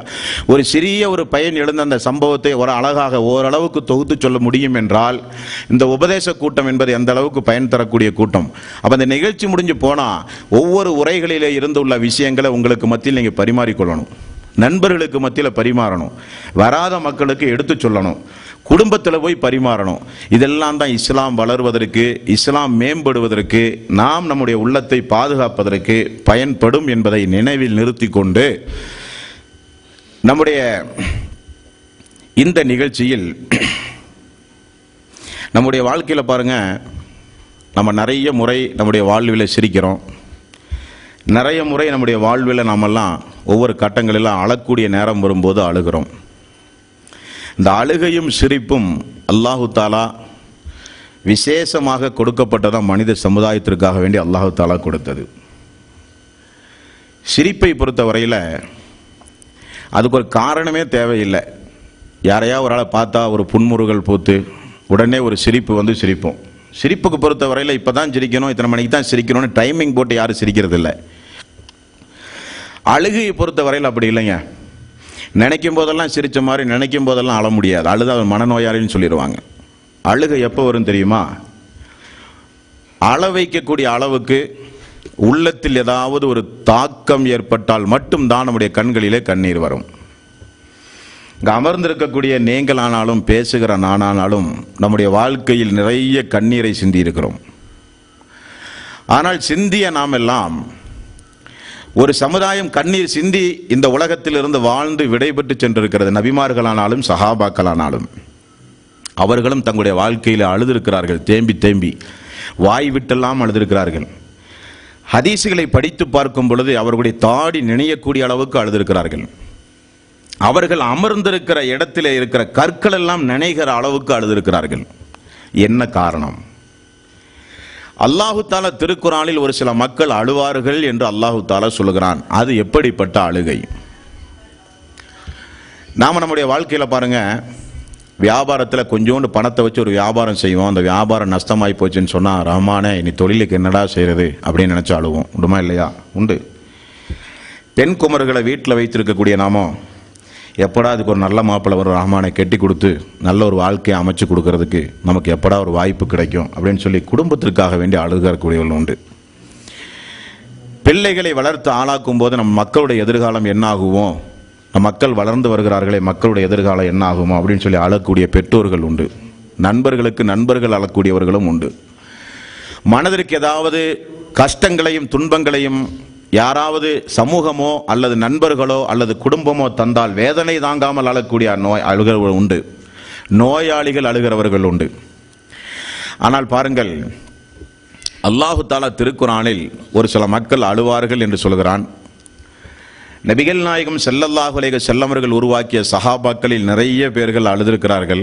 அந்த அழுகையினுடைய பட்டியல் தான் இப்பொழுது இங்கே பரிமாறப் போகிறேன். முதலில் அல்லாஹு தாலா அவனுடைய அருள்மறையாம் திருமறை குரானில் 17வது அத்தியாயத்தின் 109வது வசனம், 17வது அத்தியாயத்தினுடைய 109வது வசனத்தில் அல்லாஹு தாலா சொல்லுகிறான், வயஹிர்ரூன லில் அத்கானி யபுகூன வயஸீதுஹும் ஹுசூஆ. அல்லாஹ்வுடைய வேத வசனம் அவர்களுக்கு எடுத்து சொல்லப்பட்டால், அல்லாஹ் தஆலா சொல்றான், வேத வசனம் அவர்களுக்கு எடுத்து சொல்லப்பட்டால் அவர்கள் எங்கள் இறைவன் மிக பரிசுத்தமானவன், நிச்சயமாக எங்களுடைய இறைவனுடைய வாக்குறுதி நிறைவேற்றப்பட்டதாகிவிட்டது என்று கூறுவார்கள். சொல்லிவிட்டு அல்லாஹ் தஆலா சொல்கிறான், அவர்கள் சுஜூதிலே அழுதவர்களாக விழுவார்கள் என்று அல்லாஹ் சொல்கிறான். அல்லாஹ் தஆலா ஒரு அழுகையை சொல்கிறான். இந்த இடத்தில் அல்லாஹ்வுடைய வேத வசனங்கள் அவர்களுக்கு எடுத்து சொல்லப்பட்டால் அந்த வசனங்களுடைய அந்த உயிரோட்டம் அவருடைய உள்ளத்தில் ஆழ பதிந்ததனுடைய விளைவு சுஜூதிலே உடனே விழுந்து விடுவார்கள் அழுதவர்களாக என்று அல்லாஹு தாலா சொல்லுகிறான். தமிழ்ல திருக்குரான் வெளிவந்து 10-15 வருஷம் ஆச்சு. திருக்குரானை படிக்கும் பொழுது இப்படி யாராவது சுஜூதிலே விழுந்து அழுதிருக்கிறோமா? இது முதல் கேள்வி. இப்படி விழுவார்கள் அழுவார்கள் என்று அல்லாஹு தாலா யாரை சொல்லுகிறான்? அவனுடைய கூட்டத்தார்கள், அவனுக்கு நெருக்கமானவர்கள், இறை விசுவாசிகள், முத்தகீன்கள், அவர்களுடைய பண்பாக அல்லாஹ் சொல்லுகிற வசனம். அவர்களுக்கு முன்னிலையில் இறை வசனம் ஓதப்பட்டாலோ அவர்கள் ஓதினாலோ அவர்களுக்கு அந்த இறைவசனம் நினைவூட்டப்பட்டால் சுஜூதிலே விழுவார்கள், அழுதவர்களாக விழுவார்கள் என்று அல்லாஹு தாலா அவனுடைய அருள்மறையாம் திருமறை குரானிலே சொல்லுகிறான். நம்முடைய வீடுகளில் நாம் எத்தனை முறை திருக்குரானுடைய வசனங்களை ஓதியிருக்கிறோம்? ஒரு விஷயத்தை இந்த இடத்துல நான் கவனமாக பதிவு செய்து கொள்ள விரும்புகிறேன். திருக்குரானுடைய அர்த்தம் புரிந்து அந்த அர்த்த புஷ்டியை உணர்ந்து அழக்கூடியவர்கள் உண்டு. அது மக்காவிலெல்லாம் பார்த்தீங்கன்னு சொன்னால் இமாம் தொழு வைக்கும்போது அழுவார். ஏன் அந்த அழுக வருது? அல்லாஹு தாலா சொல்லக்கூடிய ஒவ்வொரு விஷயங்களையும் அப்படியே அவர்கள் அர்த்தத்தோடு ஓதும்போது பயந்து அவர்களுக்கு வருகிற அழுகை அந்த அழுகை. நமக்கும் அழுகை வரணுங்க, கண்டிப்பாக வரும். எப்போ தெரியுமா? கையில் எடுத்து வச்ச உடனேயே நிறைய பேர் குரானை எதுக்கு தெரியுமா எடுத்து வைப்பாங்க? தூக்கம் வரலங்கிறதுக்காக வேண்டி எடுத்து வைப்பாங்க. குரானுக்கு ஒரு அதிபயங்கரமான ஒரு சக்தி உண்டு தெரியுமா? சும்மா சேம்பிளுக்கு இந்த இரவில் அமீர் சாப் லாஸ்ட் பயான் பண்ணோன்னு ராத்திரி தூங்குறதுக்கு முன்னாடி ஒரு 10 நிமிஷம் அந்த குரான் எடுத்து கையில் வச்சு பாருங்க, தூக்கம் வராது. அத்தனை பேருக்கும் தூக்கம் வந்துடும். ஏன்? சைத்தான் இதை ஓதவங்களை விடமாட்டான். இது அல்லாஹ்வுடைய வார்த்தை. இந்த வார்த்தை திருக்குர்ஆனை பொறுத்தவரையில் அது ஒரு கதை புத்தகம் அல்ல, உங்களுக்கெல்லாம் தெரியும். அது ஒரு தனிநபருடைய வாழ்க்கை வரலாற்றை சொல்ல வந்த புத்தகமும் அல்ல, அதுவும் உங்களுக்கு தெரியும் இல்லையா? ஒரு பொழுதுபோக்கு நூலும் அல்ல, ஒரு நாவலும் அல்ல. திருக்குர்ஆன் என்பது என்னங்க? அல்லாஹ்வுடைய வார்த்தை. திருக்குர்ஆனை படிக்கும்போது நம்மை படைத்த ரஹ்மான் நம்மிடத்தில் என்ன சொல்லுகிறான் என்பதை மட்டும் மனசுல உள்வாங்கிட்டு அந்த பக்கத்தை அப்படியே திருப்புங்க. உங்களை அறியாமலேயே உங்களுடைய உள்ளத்துல ஒரு பயம் வரும். படிக்கிறதுக்கு முன்னாடி உங்களை கொஞ்சம் நீங்க ப்ரிப்பேர் பண்ண வேண்டியிருக்கு. குறைஞ்சபட்சம் உதவி செய்ய வேண்டியிருக்கு. குறைஞ்சபட்சம் உதவி செய்து துவாவெல்லாம் ஓதி சைத்தானை முதல்ல வீட்டிலேருந்து வெளியே துரத்தி விட்டுட்டு அத்தேகத்தில் உட்கார்ந்து நாம எடுத்திருக்கிறது அல்லாஹ்வுடைய வேதம் அப்படிங்கிற ஒரு உணர்வு பூர்வமாக ஒரு பக்கத்தையும் திருப்பி பாருங்க. அல்லாஹ் சொல்லக்கூடிய செய்திக்கு ஒரு மரியாதை இருக்கும். உள்ளத்தில் ஒரு மிகப்பெரிய மாற்றம் வருவதற்கு வாய்ப்பு இருக்கும். இதுதானுங்க ஒரு சமுதாயத்தையே திருத்தி எடுத்தது. ஒரு சமுதாயத்தையே திருத்தி எடுத்ததான குர்ஆன். யூதர்கள் எல்லாம் சொல்லுகிற சம்பவம் ஹதீஸ்களில் நீங்க பார்க்கலாம். யூதர்கள் என்ன சொல்லுவார்கள் தெரியுமா? மதீனாவில் ரசூலுல்லாஹி ஸல்லல்லாஹு அலைஹி வஸல்லம் அவர்களுக்கு அதிகாலை பொழுது பெண்கள் முகம் முன்கையை தவிர மீதமெல்லாம் மறைக்க வேண்டும் என்கிற சட்டம் அதிகாலை பொழுது இறக்கப்பட்ட உடனே அன்று இரவுக்குள் அது நடைமுறைப்படுத்தப்பட்டது.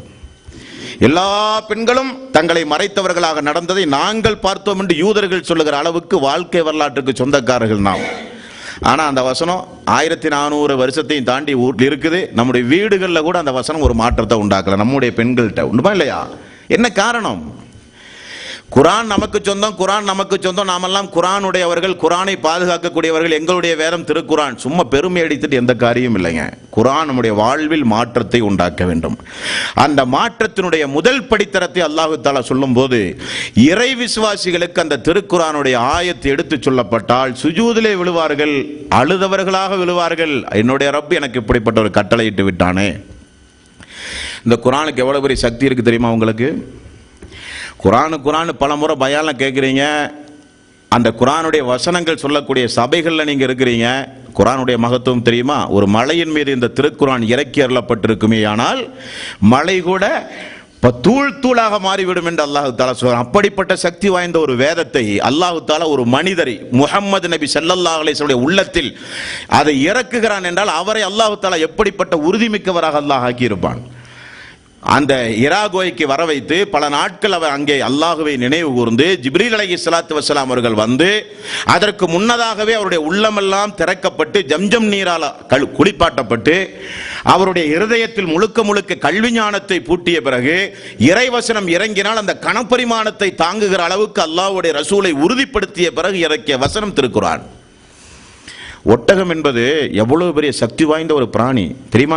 உண்டுமா இல்லையா? ஒட்டகத்தின் மீது ரசூலுல்லாஹி ஸல்லல்லாஹு அலைஹி வஸல்லம் அவர்கள் இருக்கும்போது இந்த வஹி இறங்கினால் ஒட்டகம் நின்று கொண்டிருந்த ஒட்டகம் கீழே அமருமாம். கணம், அந்த அளவுக்கு கணம் திருக்குர்ஆன். அப்படிப்பட்ட திருக்குர்ஆனுடைய ஒரு வசனம் ஓத கேட்டால் இறை விசுவாசிகளை குறித்து அல்லாஹ் சொல்கிறான், அவர்களால் தாங்க முடியாது, அழுதவர்களாக சுஜூதிலே விழுந்து விடுவார்கள் என்று அல்லாஹ் சொல்கிறானா இல்லையா? இந்த வசனம் யாருக்கு இறங்குச்சு? ரசூலுல்லாஹி ஸல்லல்லாஹு அலைஹி வஸல்லம் அவர்களுக்கு இறங்குச்சு. இந்த வசனத்தை அல்லாஹ்வுடைய ரசூல் தனக்கு மட்டும் வைத்தாரா? மக்களுக்கெல்லாம் ஓத சொல்லியிருப்பார் இல்லையா? ஒரு சமுதாயத்தை பாருங்க, திருக்குர்ஆனோடு தொடர்புள்ள ஒரு சமுதாயம், திருக்குர்ஆனை மனனம் செய்த ஒரு சமுதாயம். இந்த திருக்குர்ஆன் வசனத்தோடு அவர்களுக்கு இருந்த ஒரு தொடர்பை சுபஹானல்லாஹ் நீங்கள் பார்க்கத்தான் வேண்டும், படிக்க வேண்டும். அப்பொழுதுதான் நம்முடைய உள்ளத்திலும் கொஞ்சமெல்லாம் அல்லாஹ் சொன்னான்னு சொன்னால் ஒரு மாற்றம் வரும். இன்றைக்கு இருக்கிற காலமெல்லாம் அல்லாஹ்வுடைய பெயரை பயன்படுத்தியே ஏமாற்றுகிற காலம் உண்டுமா இல்லையா? அல்லாஹ் மேலே சத்தியமெல்லாம் ரொம்ப சர்வசாதாரணமாக போடுவார்கள். அல்லாஹ் மேலே சத்தியம் போட்டு மக்களை ஏமாற்றுவார்கள். அல்லாஹுவை சத்தியம் போட்டு மோசடித்தனம் செய்வார்கள். அல்லாஹுவை முன்னிறுத்தி நீங்கள் சத்தியம் போடுகிற காரணத்தினால் அல்லாஹுவையே முன்னிறுத்தி சத்தியம் போட்டு விட்டானே என்று எதிரணியிலே இருக்கிறவன் உங்களுடைய வாக்கை நம்புகிறான், கொடுத்த பொருளை நம்புகிறான், எல்லாம் நம்புகிறானா இல்லையா? அல்லாஹுவை முன்னிலைப்படுத்தி மனித சமுதாயத்தை ஏமாற்றுகிற காலம் இந்த காலம். ரசூல் ஸல்லல்லாஹு அலைஹி வஸல்லம் காலத்தில் வாழ்ந்த ஒரு சம்பவத்தை பாருங்கள். உம்முல் ஐம் என்கிற ஒரு தாய். இந்த தாய் யாருன்னு யாருக்காவது தெரியுமா? திருப்பூர்காரங்க சொல்லுங்க பார்ப்போம். எல்லாமே திருப்பூர் தான், இருந்தாலும் யாராவது ஒரு ஆள் சொல்லுங்க. உம்முல் ஐம் என்கிற ஒரு தாய் உண்டு. அந்த தாய் யார் என்று யாருக்காவது தெரியுமா? Very good. ரசூல் ஸல்லல்லாஹு அலைஹி வஸல்லம் அவர்களுக்கு அவங்களுடைய சொந்த தாய் இறந்த பிறகு ரசூல் ஸல்லல்லாஹு அலைஹி வஸல்லம் அவர்களுக்கு பால் குடித்து வளர்த்தி ஆளாக்கிய செவிலித்தாய் மட்டுமல்ல, தாய்க்கு பின் தாய் என்று ரசூல் ஸல்லல்லாஹு அலைஹி வஸல்லம் அவர்கள் பாராட்டி சீராட்டி சொன்ன தாய் உம்முல் ஐம். எந்த அளவுக்கு தெரியுமா? உயர்மட்ட ஆலோசனை குழு என்று ரகசிய ஆலோசனை எல்லாம் நடத்தப்படும் பொழுது கூட அந்த அம்மா வந்தால் சபையிலிருந்து அல்லாஹ்வுடைய ரசூல் எழுந்து ஓடி போய் அந்த அம்மாவுக்கு அருகிலே போய் நின்று கொண்டு செவிதாழ்த்தி அந்த அம்மா சொல்லுவதையெல்லாம் கேட்டு மரியாதை கொடுத்து விட்டு திரும்ப வந்து அமர்கிற அளவுக்கு உள்ள தாய் அந்த அம்மா. உம்முல் ஐம் என்று சொல்லப்படுகிற அம்மா. அப்துல்லாவுடைய காலத்திலேயே தந்தை அப்துல்லா, ரசூல்லாவுடைய தந்தை அப்துல்லா இருக்கிற காலத்திலேயே உள்ள ஒரு தாய். ரசூல் ஸல்லல்லாஹு அலைஹி வஸல்லம் மௌத்தா போயிட்டாங்க. இன்றைக்கி மௌத்தா போயிட்டாங்கன்னு சொன்னால் நமக்கெல்லாம் தெரியும்.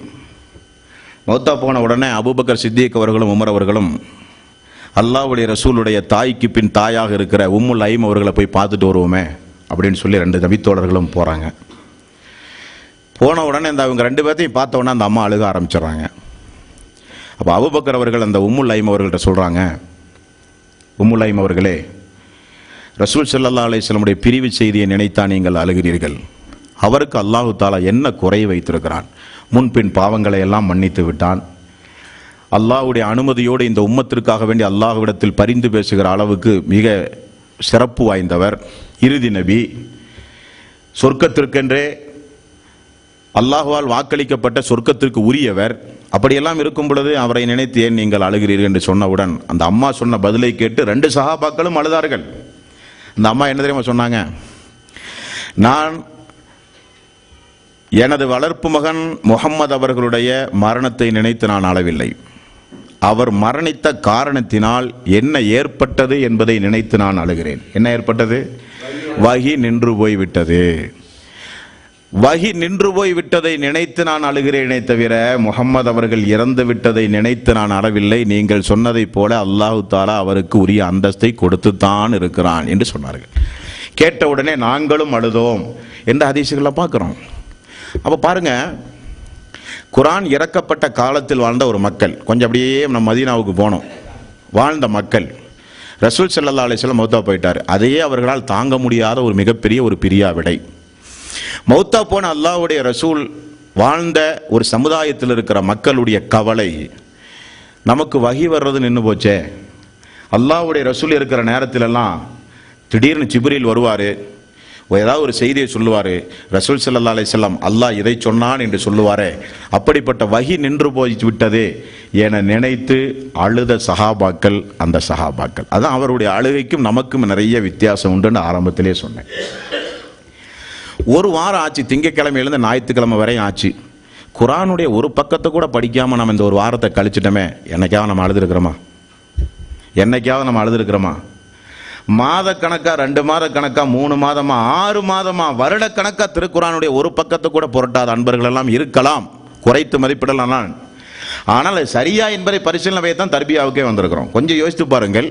வஹி நின்று போய் விட்டதே என்பதற்காக வேண்டி தேம்பி தேம்பி ஒரு தாய் அழுகிறார்கள் என்றால் அது வளர்ப்பு மகனை இழந்த துக்கம் கூட இல்லாமல் வஹி நின்று போய் விட்டதே என்பதற்காக வேண்டி அழுகிறார்கள் என்ற அந்த உள்ளத்தை கொஞ்சம் பார்க்கணும். நீங்க அல்லாஹு தாலா நான் அவர்களை பொருந்திக் கொண்டேன் என்கிற வாசகத்தை அல்லாஹ் வெறுமனே பயன்படுத்தவில்லை. அல்லாஹ்வுடைய பொருத்தத்திற்கு உரியவர்களாக அவர்கள் வாழ்ந்து மரணித்த காரணத்தினால் அந்த அந்தஸ்தை அந்த மக்கள் பெற்றார்கள். அப்படித்தானே? வஹி நின்று போய் விட்டதே. குர்ஆன் இந்த வாரம் பூரா குர்ஆன் ஓதலையே, சரி வாரம் பூரா ஓதாட்டியும் பரவாயில்ல, குர்ஆன் ஓத தெரியாமலேயே வாழ்ந்துட்டு இருக்கிறோமே, அது எவ்வளவு பெரிய கொடுமை. அது எவ்வளவு பெரிய கொடுமை. முஸ்லீம் என்கிற ஒரு அந்தஸ்து நமக்கு கிடைச்சிருக்கிறது. இஸ்லாமிய மார்க்கத்தை பின்பற்றுகிற வாய்ப்பை அல்லாஹு தஆலா தந்திருக்கிறான். வேதம் திருக்குர்ஆன் சொல்றோம், தூதர் நம்ம தூதர் முஹம்மது நபி என்று சொல்றோம், சொர்க்கத்தையும் நரகத்தையும் நம்பியவர்கள் என்று சொல்லுகிறோம். ஆனால் திருக்குர்ஆனை அரபி மொழியில் ஓத தெரியாமலேயே நம்முடைய வாழ்க்கையை நம்ம கழிக்கிறோமே. கொஞ்சம் நாம் மறுபரிசீலனை செய்ய வேண்டும் நம்முடைய வாழ்க்கையை. குர்ஆன் அப்படி ஓத தெரியாட்டி என்னென்னலாம் விளைவு ஏற்படும்? தொழுகையில் ஓத முடியாது. தொழுகையில் ஓதாமலேயே தொழுக கூடுமா? சூரத்துல் ஃபாத்திஹா ஓதாதவனுக்கு தொழுகை உண்டுமா? இல்லை. தொழ தெரியாவிட்டால் என்ன விளைவு ஏற்படும்? அந்த தொழுகை ஆரோக்கியமான தொழுகை இல்லாவிட்டால் என்ன ஏற்படும்? வெறுமனே குமிந்து நிமிர்ந்தால் போதுமா? சொர்க்கம் கிடைக்குமா? கிடைக்காது. தொழுகை அளிக்கும் கேடு என்று குர்ஆன் வசனம் உண்டுமா? இல்லையா? தொழுதுட்டு நரகம் போறோம்னா அப்படிப்பட்ட தொழுகை நமக்கு எதுக்கு? இப்படி குர்ஆனை ஒரு மனிதன் ஓதாவிட்டால் அவனுடைய வாழ்வில் ஏற்படுகிற இழப்பு பெரிய பெரிய பெரிய பெரிய இழப்பு. அந்த இழப்புக்கு உரியவர்களாக இதுவரை வாழ்ந்திருந்தாலும் இந்த தர்பியாவோடு அந்த நிலையில் ஒரு மாற்றம் உண்டாக வேண்டும். அப்போ வஹிக்காக வேண்டி அழுத தாயாரு உம்முல் ஐம் ரலியல்லாஹு அன்ஹா அவர்கள் வஹி நின்று விட்டதே என்பதற்காக வேண்டி அழுதார். அதே போல வஹி நின்று விட்டதே என்பதற்காக வேண்டி அழுத சொர்க்கத்திற்கு வாக்களிக்கப்பட்ட ஒரு நபித்தோழர் உண்டு. யார் தெரியுமா உங்களுக்கு? சொல்லுங்க பார்ப்போம். இல்ல, உமர் ரலியல்லாஹு அன்ஹு. உமர் ரலியல்லாஹு அன்ஹு அந்த மக்களுடைய வாழ்க்கை வரலாறு அப்படியே உட்கார்ந்து படிச்சு பார்த்தீங்க. இப்போ அகமது ஹதீஸ் கொஞ்சம் வெளிவந்திருக்குது. 1603 ஹதீஸ் வெளிவந்திருக்கு அகமது. கண்டிப்பாக ஒவ்வொரு தாய்களுடைய வீடுகளிலும் இருக்க வேண்டிய பொக்கிஷம், மார்க்கத்தை படிக்க வேண்டும் என ஆர்வம் உள்ளவர்களுடைய வீடுகளில் இருக்க வேண்டிய பொக்கிஷம் அகமது என்கிற கிதாப். காரணம் என்ன? சஹாபாக்குடைய வாழ்க்கை வரலாற்று அப்படியே அந்த இமாம் படம் பிடிச்சு காமிச்சிருக்கிறார். வேற வேற ஹதீஸ் கிதாபுக்கும் அந்த ஹதீஸ் கிதாபுக்கு நிறைய வித்தியாசத்தை என்னால் பார்க்க முடிஞ்சது. வேற வேற ஹதீஸ் கிதாபை பார்த்தீங்கன்னா ஒதுவுடைய சட்டம், தண்ணீருடைய சட்டம், பாங்குடைய சட்டம் வருமா இல்லையா? அதில் அப்படி இல்லை. தமிழில் வெளிவந்ததுக்கு அப்புறம் தான் அந்த கிதாபுடைய அருமை வறுமை எனக்கு தெரிஞ்சுது. பார்த்தீங்கன்னு சொன்னால் ஒவ்வொரு சஹாபாக்குடைய வாழ்க்கை வரலாறுகளையும் எடுத்து அந்த இமாம் எழுதி அவர்கள் அறிவித்த அபூபக்கருடைய வாழ்க்கை வரலாறுனா அபூபக்கர் எவ்வளோ ஹதீஸ் அறிவிச்சிருப்பாரு அதை மட்டுமே தொகுத்துட்டு வந்திருக்கிறார். உமர் அவர்கள் உமருடைய வாழ்க்கை வரலாறு, அவர் அறிவிச்ச ஹதீஸுகள். இப்படி சஹாபாக்குடைய வாழ்க்கை வரலாற்றை அதிகமாக தெரிந்து கொள்ளணும்னா அந்த அகமதுங்கிற ஹதீஸ் நூல் ரொம்ப பயன்படக்கூடிய நூல், ஒவ்வொரு வீடுகளிலும் இருக்கக்கூடிய ஒரு நூல். அதில் பாருங்க, அரஃபா தினத்தில் எல்லோரும் ரசூல் ஸல்லல்லாஹு அலைஹி வஸல்லம் அந்த உரையை ரொம்ப உருக்கமாக கேட்டுட்டு இருக்கக்கூடிய நேரங்க. அல்லாஹு தஆலா அரஃபாவுடைய நேரத்தில் ரசூல் ஸல்லல்லாஹு அலைஹி வஸல்லம் அவர்களுக்கு இறக்கிய வசனம் எதுங்க? அல் யௌம அக்மல்து லக்கும் தீனக்கும் வ அத்மம்து அலைக்கும் நிஅமதி வ ரதீது லக்குமுல் இஸ்லாம தீனா. 5வது அத்தியாயத்துடைய 3வது வசனம். இந்த வசனம் இறங்கி ரசூல் ஸல்லல்லாஹு அலைஹி வஸல்லம் அவர்கள் அந்த சபையில் ஓதிய உடனே எல்லா சஹாபாக்களும், ஹதீஸிலே வருகிறது, நாங்கள் எல்லாம் ஒருவருக்கொருவர் கட்டி தழுவி முசாபகா செய்து சந்தோஷமாக நாங்கள் இருந்தோம். என்ன காரணம்? நமக்கு அனுப்பப்பட்ட தூதரின் மூலமாக அல்லாஹு தாலா இந்த மார்க்கத்தை முழுமையாக்கி விட்டேன் என்று சொல்கிறானே என்கிற சந்தோஷத்தால் நாங்கள் எல்லாம் ஆனந்த கண்ணீர், எல்லோரும் சந்தோஷமாக இருந்தோம் அந்த நேரத்தில். ஆனால் அபூபக்கர் அவர்கள், உமர் அவர்கள் மட்டும் தேம்பி தேம்பி அழுது கொண்டிருந்தார். அப்போ நாம் போய் கேட்டோம், உமர் அவர்களே எல்லோரும் சந்தோஷமாக இருக்கிற நேரத்தில் எப்படிப்பட்ட வசனம் இறங்கி எல்லோரும் சந்தோஷமாக இருக்கும் பொழுது நீங்கள் மட்டும் ஏன் அழுகிறீர்கள் என்று கேட்ட பொழுது உமர் அவர்களும் பயன்படுத்திய வார்த்தை, தோழர்களே அல்லாஹ் என்ன சொன்னான்? அல் யௌம அக்மல்து லக்கும் தீனக்கும் வ அத்மம்து அலைக்கும் நிஅமதி வ ரதீது லக்குமுல் இஸ்லாம தீனா. இந்த மார்க்கத்தை நான் முழுமையாக்கி விட்டேன் என்று அல்லாஹ் சொல்லுகிறானே, முழுமையாக்கி விட்டேன் என்றால் இனி வஹி வருமா? வஹி வருமா? வஹி வராது. அப்படியானால் தூதருக்கு இனி வஹி வராது, வஹி வராத ஒரு நிலை இனி உருவாகுமே என்பதை நினைத்து நான் அழுகிறேன் என்று சொன்ன உள்ளங்கள் அந்த உள்ளங்கள். ஆனால் உமர் அவர்கள் யாரு? அவரை போல வீரதீரமான ஒரு ஆளை பார்க்கவே முடியாது. பயானில் கேள்விப்பட்டீங்களா இல்லையா? ஆட்சி ஆளும் போது கூட அவரிடத்தில் ஆலோசனை சொல்லக்கூட மக்கள் நெருடங்கிய காலம். ஆனால் அவருடைய உள்ளத்திற்கும் அவருடைய கேரக்டர் வாய்ஸும் பார்த்தீங்கன்னா நிறைய வித்தியாசம்.